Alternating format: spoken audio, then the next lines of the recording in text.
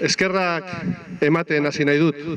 Eskerrak joan den asteburuan gure jaietan izandako indarkeria ekintzen aurrean lasaitasunez, heldutasunez eta sendotasunez erantzun duzuen guztioi.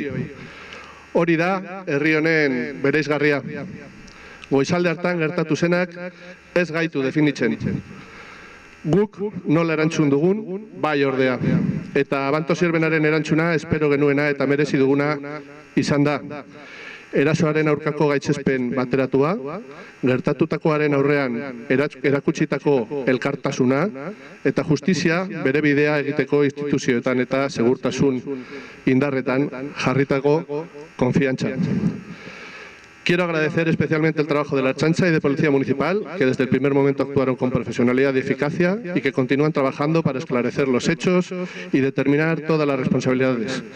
Quiero también reconocer el esfuerzo enorme de todas las personas que hacen posibles nuestras fiestas, las asociaciones, los colectivos, los voluntarios y voluntarias, los organizadores y organizadoras que año tras año dedican su tiempo y su ilusión a crear estos espacios de encuentro y convivencia para todos los vecinos y vecinas.